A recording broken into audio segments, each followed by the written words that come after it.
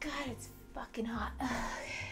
Howdy y'all, and welcome to a new video. So as some of y'all know, I graduated, but before we get into that, I want to take a step back into February, the start of the end of an era.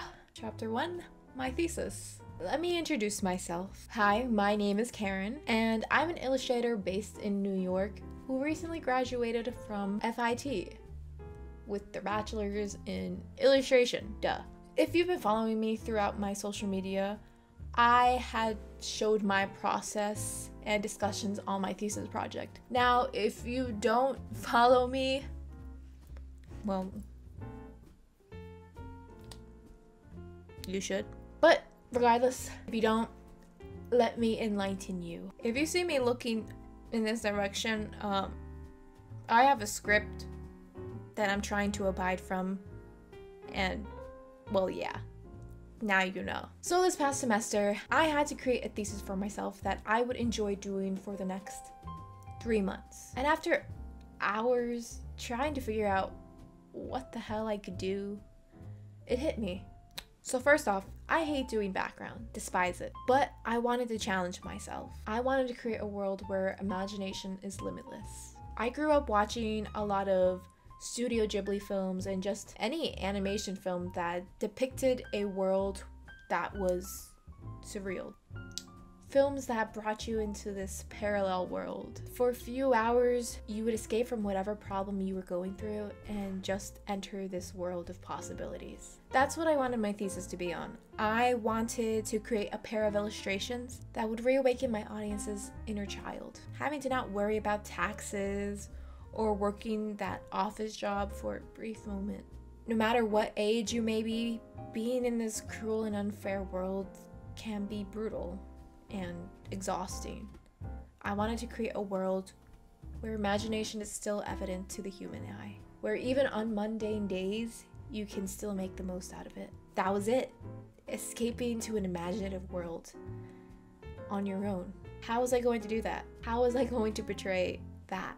I had a meeting with my thesis professor, the oh so wonderful William Lowe, and I pitched my idea to him. I showed him some of my thumbnails, but I couldn't really verbally say what was happening in them.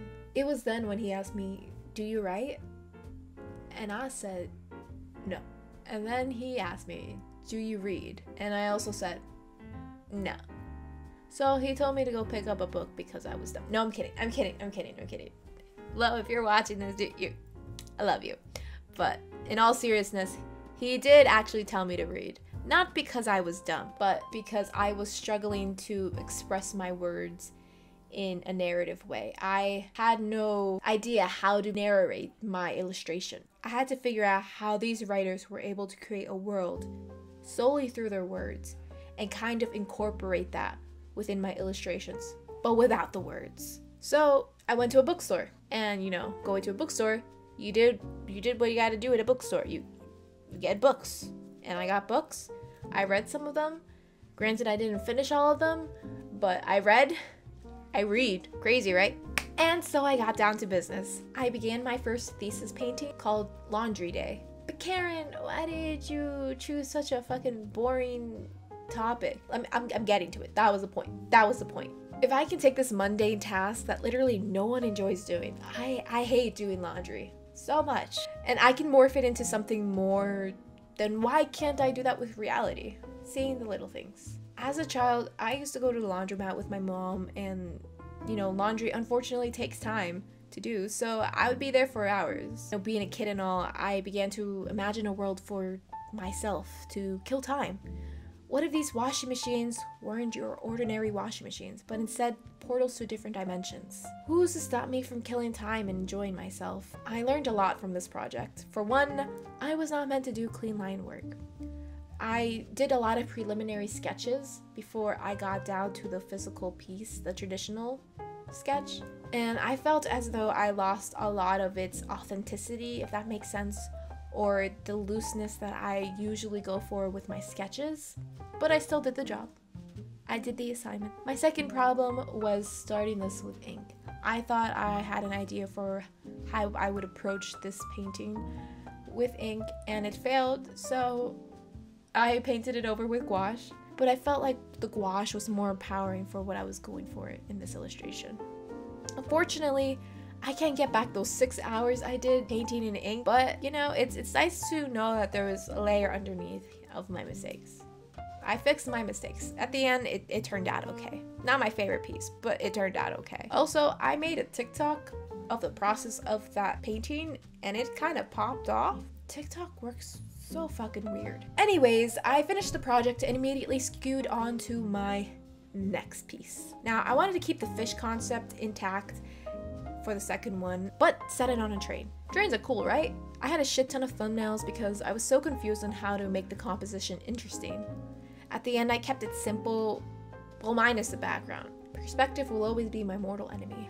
I feel as though a piece is more successful when it relates to you, when you have a connection to it.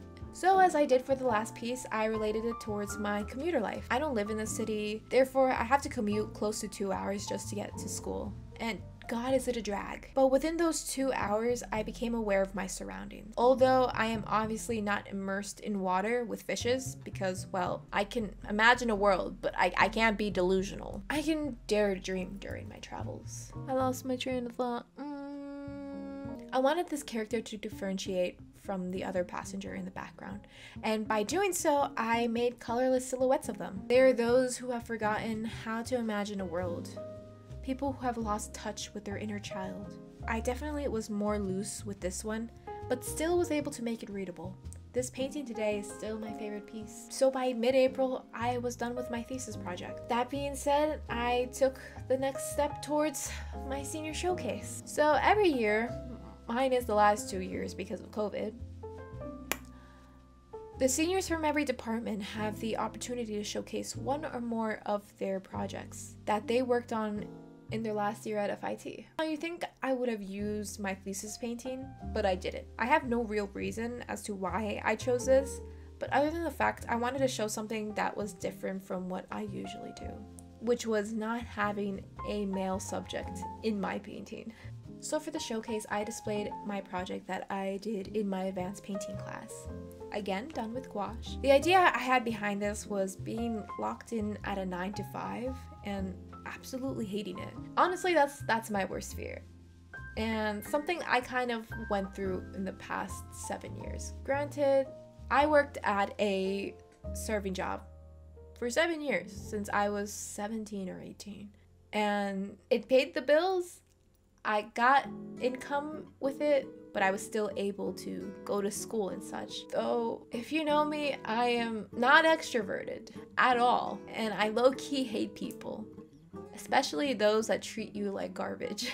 So it kind of led me to the fact that I didn't want to be there anymore, being stuck at a job that I hated. So I portrayed someone that doesn't belong in that field, but make it into frogs and pigs. And that was pretty much it to my painting. I had recently quit that serving job to pursue my dream as an illustrator. And it's been about a month since I've quit, and I've been so happy. Granted, I am unemployed and I have a very minimal income at the moment, but it's not something that I regret. So for this painting, I wanted my audience to have the courage to get out of this office job, to get out of that job that they don't want to do anymore, to pursue what they actually want to pursue. Now, I know a lot of people aren't privileged enough in order to do that, and it may take a while for them to get to where they want to be, but just as long as they don't stop holding on to that dream, make that dream into a reality. Because I know how it feels to be the frog, to be the outcast, to be different from that category of occupation. So fuck it, just do it. And that was pretty much it to my painting, and I was glad to display it at the showcase. So on the day of the opening, I brought my family down to the city and we had a grand old time. I got to see my painting and saw all of my peers' work. And I also displayed my thesis book that I made, which I will get back to later on in this video. And yeah, that was pretty much it. I saw everyone else's work, and it was a bittersweet moment that I'll cherish forever. Also, yes, I did cry at the end of the day because I am an emotional ass bitch and I always cry. After that day, I had no more classes, and within a week, I graduated. I actually didn't vlog this day because I wanted to focus on my time with my family, but my brother did snatch a video of me walking and getting my diploma, so that was cool. Also, I got to walk in my hella rad dress that I speed ran for within a day, and got some nice photos right next to this man who pretended to be a statue. I was absolutely terrified. So yeah, that was it. But you know what comes after graduation? Nothing. Absolutely nothing. Leading to Chapter 4, a mini crisis of holy shit, how am I going to make money? I quit my job way too soon for this, and now I am an unemployed graduate. I'm still low-key in this chapter of my life, but I'm still living it, and I'm just going to let nature take its course, whatever the fuck that means. In all seriousness, being a freelance illustrator is fucking scary. You have to handle everything yourself. Once I turn 26, I will have no insurance. I have to figure that out on my own, and you have to do taxes? Awful. Running your own business? Terrifying. Talking to people? Answering emails? Oh my god. Having to find a job? Even worse. Like, they don't prepare you for this at all at school. I'm left to this point where I'm unsure if I'll be able to support myself without the support of anyone else. That I won't succeed in what I'd like to do. I needed reassurance. Now, telling someone that you'll be fine is completely different from actually seeing the proof that you will be fine. And I didn't see this until I released my book to the public. So you know how I said earlier that I made a book for my senior showcase? Social media works in crazy ways. When I received my book back in April, I was so excited that I posted myself opening up the package and everything and showing glimpses of each page, and it popped off. And the crazy part was that people wanted to buy it. At first, I made this book solely for myself. I made this solely for my class, and I never expected for people to actually want to buy it. So in May, I did a pre-order of the books, and I got many orders, and then I ordered in-stock product, released it, and it sold out in like 4 days, and I was like, oh my god, what is this? And then guess what? I posted on TikTok again of me packaging these orders, and it popped off, and even more demanded for a second pre-order batch. I had no intentions of ever selling it again. I was like, okay, after these 100 orders, I'm done. No more. But people wanted more. And you know, being an unemployed illustrator, I kind of need to make money. So I opened a second pre-order batch.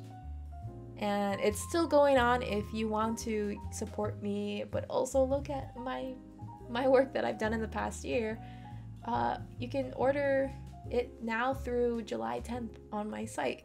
But I was just amazed and grateful of the amount of people that, you know, came to support me through this TikTok, through however long you have been following me, whether it be years, a month, a week, a day, an hour.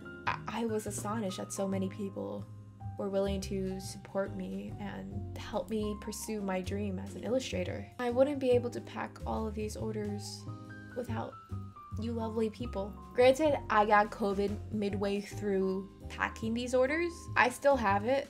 Not really visible anymore, but by the time this video is out, I will have been done with my quarantine, and I'll be on my merry way going to Mexico and visiting family and enjoying myself, venturing out more before I fully submerge into this world of adulthood. I can only imagine what other possibilities I'll be able to do in the future, and I hope you will be able to stick around to see it. Until then, I think I'll be fine.